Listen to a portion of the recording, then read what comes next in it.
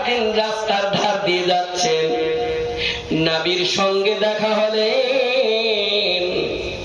নবী এমন আদর করতেন আব্দুল্লাহকে, ওমরের ছেলে। আখাযা রাসূলুল্লাহ বিমান কাবি, নবী আমার গর্দনে হাত দিলেন, যেমন একটা বন্ধু অন্য বন্ধুর হাতে, অন্য বন্ধুর কান্ধায় হাত দেয়, ঠিক করে হাত দিলে। হাত দেওয়ার পরে বলে, ও আব্দুল্লাহ, কুন ফিদ দুনিয়া কান্নাকা গরীব। ও আব্দুল্লাহ, দুনিয়ার বুকে তুমি এমন করে থাকো, এমন করে থাকো যেমন একটা মুসাফির। কেমন বললাম? মুসাফির। মায়ের আগে ভালো করে শুনলেন, খুব সুন্দর কথা।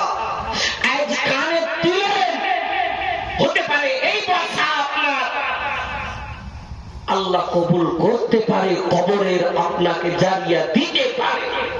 সুবহানাল্লাহি ওয়া বিহামদিহি। ওয়াজ খুব শুনছে, আলেমরা কোন এমন বয়ান ছাড়েনি যে বয়ান এই মাইকে হয়নি, হয়েছে, কিন্তু শুনে আমল কোথায় করছি, আলেমের সাহায্য করি না। কেমন সুন্দর ব্যাপার বাপুরা আমার। গর্দনে হাত দিয়ে বলছে, আব্দুল্লাহ, এই দুনিয়া তোমার জন্য একটা মুসাফির, যেমন একটা আজনবী মানুষ।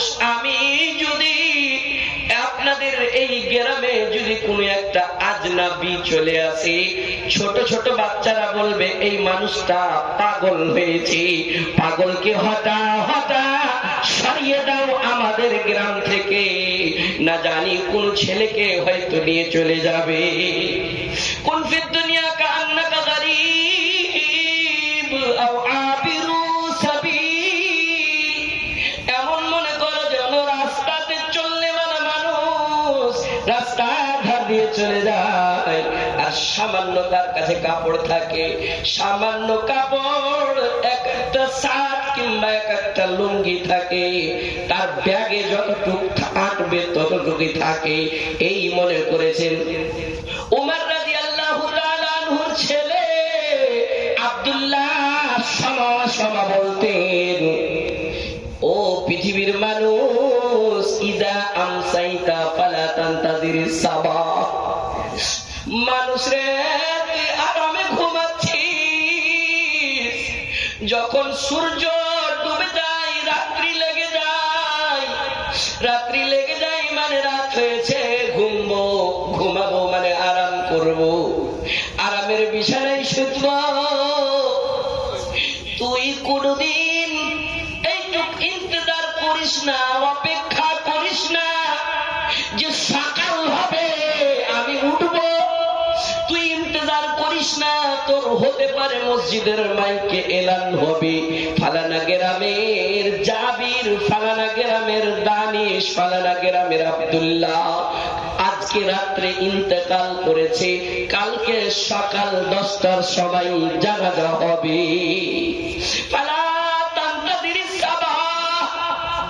আব্দুল্লাহ বলেন, সকালে তোরা অপেক্ষা করিস না।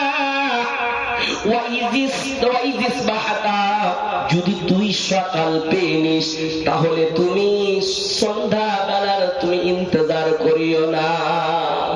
সুবহানাল্লাহ। বিকালের ইন্তজার তুমি করিও না। কখন তুমি চলে যাবে, কখন তোমার মুখ হয়ে যাবে, আল্লাহ ছাড়া কেউ জানে না। আমার মহরণ আসিবে কখনো কেউ তো জানে না।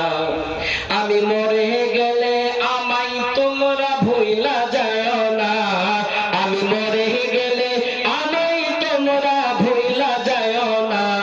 আমার মহরণ আসিবে কখনো কেউ তো জানে না। এই দুনিয়ায় চিরজীবন থাকার জায়গা নাই, অন্ধকার কবর যে আমার আসল ঠিকানা। সবাই রেখে আমায় চলে যাবে, সঙ্গী হবে না। সবাই রেখে আমায় চলে যাবে, সঙ্গী হবে না। আমার মহরণ আসিবে কখনো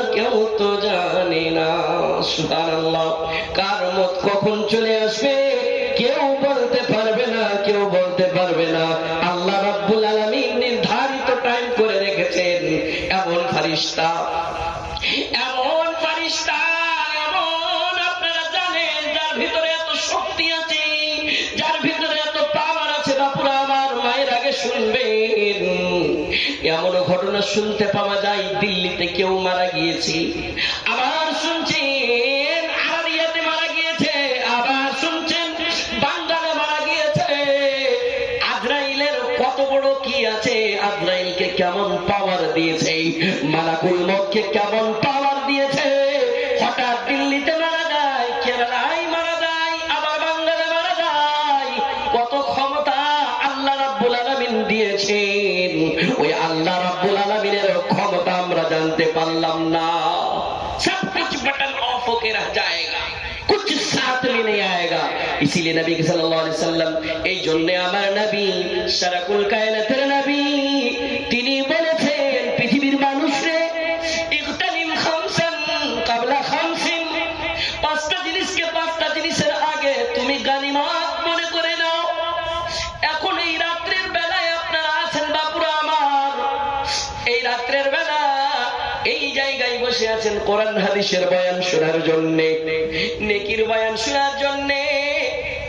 আপনি একটু চিন্তা করেন, আপনার বাড়ির পিছনে কবরস্থান, যে কবরস্থানে মৃত্যু মানুষেরা শুয়ে আছে, একটু চিন্তা করেন বাড়িতে শুতে থাকলে বালারা, যদি আপনাকে ওই বাড়ির পিছনে কবরস্থানে শুতে হয়, এই ঠান্ডার সময় কোথায় তুমি চাদর পাবে, কোথায় তুমি লেহাফ পাবে, কোথায় তুমি কম্বল পাবে, আরামের বিছানা, সেই বিছানাতে তোমাকে যেতে হবে। তোমাকে কি একটুকু চিন্তা নাই? ইগতানিম খামসান ক্বাবলা খামসিন, পাঁচটা জিনিসকে পাঁচটা জিনিসের আগে গনিমত মনে করে নাও, গনিমত মনে করে নাও। আল্লাহ রাব্বুল আলামিন জীবন দিয়েছে, আল্লাহ রাব্বুল আলামিন জীবন দিয়েছেন, এই জীবনকে গনিমত মনে করে নাও। মৃত্যু আসার আগে, মৃত্যু আসার আগে, মওত হওয়ার আগে, মওতের সময় এমন হয়ে যাবে, কত কলিজার টুকরা একটা বেটির বিবাহ দিয়েছে, বেটির বিবাহ লাগালছে, শ্বশুরের বাড়িতে গিয়েছে, অনেক টাকা খরচ করেছে। মায়ের আগে শুনবে, তোমারও বাবা তোমার জন্য কত টাকা খরচ করেছে শুনবে। মা কষ্ট করে তোমাকে যত্ন করে মানুষ করেছে, লালন পালন করে তোমাকে বড় করেছে, 18 বছর বয়স হয়েছে, তোমার জন্য সুন্দর একটা ছেলে দেখে বিবাহ দিয়েছে। আর বিবাহ দিবার সময় নাই নাই করে 1.5 লাখ 2 লাখ টাকা খরচ হয়েছিল। সে সময় বেটি শ্বশুর বাড়ি গিয়েছে, মোটামুটি 15 দিনকার বিবাহ, 15 দিনকার বিবাহ।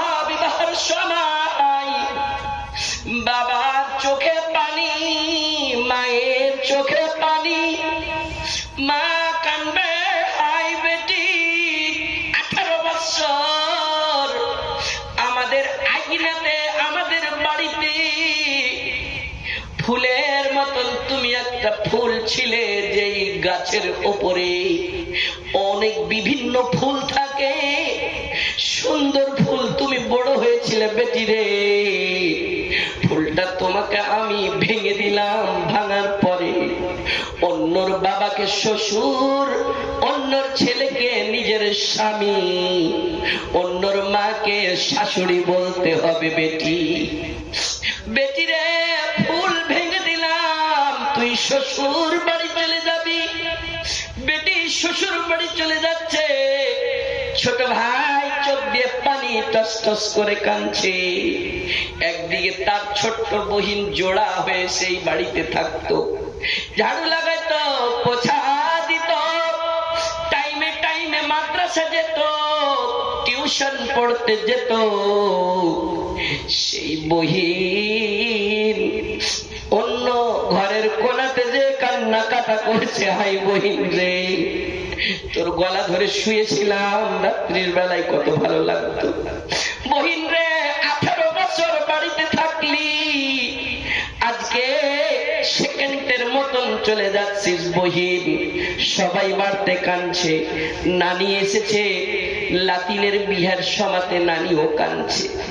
নানা কাঁদছে, দাদা কাঁদছে, দাদারা কান্নাকাটা করছে, গ্রামের টোলা পড়শের মহিলারা কান্নাকাটা করছে, বিদায় দিচ্ছে বেটিকে, শ্বশুর বাড়ি যাওয়ার বিদায়। বিদায়ের সময় চলে যাওয়ার পরে মোটামুটি আবার এসেছে 15 দিন পরে। নতুন স্বামী, আনন্দের ব্যাপার, খুশির ব্যাপার, নতুন স্বামী পেয়েছি, আদর করে থাকবো।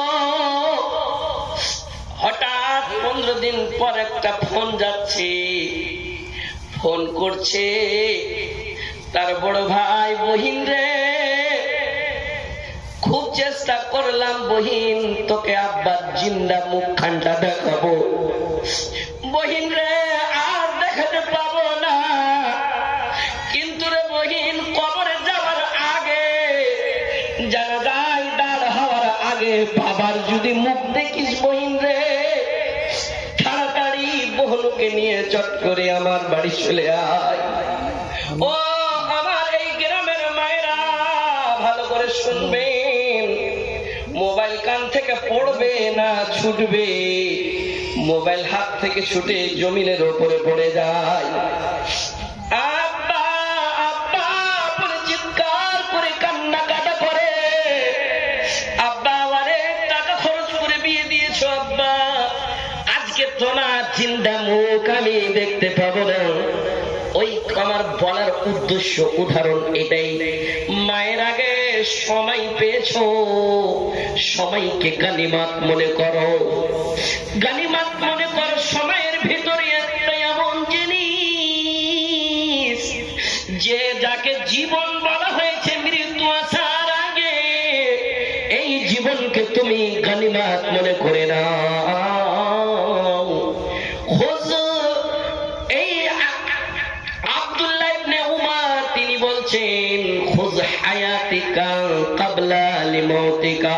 তোমার জীবনকে মৌতের আগে তুমি গানিমাত মনে করে নাও। ওয়াসিহাতিকা ক্বাবলা হারমিকা, আর তুমি যদি অসুস্থ, তুমি যদি সুস্থ হয়ে আছো, তুমি গানিমাত মনে করে নাও বেমারি হওয়ার আগে। মৌলভী সাহেব, বেমারি তো কেউ ছুটার নাই, কে তো সুগার বেমারি, কাকে তো আর কি বেমারি, কাকে তো বাতের বেমারি, কাকে তো পেটে লাগা, মাথাতে লাগা, শরীরে লাগা। মৌলভী সাহেব পূর্ণিয়া, কাটিহার, আরারিয়া, শিলিগুড়ি এলাজ করতে করতে খাইতে গেল, আল্লাহ শুনে না কেনে? কেমন করে শুনবে? ও যে বেনামাজি কেমন করে শুনবে? ও যে আলেমুল আলেমুলমার ইজ্জত মানে এটাই করতে চাইছে কি আলেমুলমা পুণ্ঠু ভিজাবে, আলেমুলমার সম্মান করো আর পা ধুইয়া পানি খাও, এটা বলছে নাকি? আলেমুলমা বলে না এটা, কি তুমি তার মাথা টিপো, হাত টিপো, পা টিপো, ওকে আরাম করো, পাখা ঝুলাও। আলেমুলমা এটা বলে না, আলেমুলমা এটা বলছে। কি বলছে? যদি কোরআন হাদিস না মানি জীবনে কি হবে গমির তোর পারে, কবরের মাঝে কি দিবি জবাব রে, কবরের মাঝে কি দিবি জবাব রে, মুনকির নাকিরের তারে। যদি কোরআন হাদিস না মানি জীবনে কি হবে গমির তোর পারে। বুঝতে পারছেন তো? বুঝতে পারছেন? একবার আল্লাহকে ডাকেন তো এই গভীর রাত্রে, নারাই তাকবীর, লিল্লাহি তাকবীর। এই দেখেন জজবা ভাইয়া, অনেক তো জায়গা আছে, একটু কুয়াল গালা নিয়ে ঢের করে বসছেন না, আল্লাহর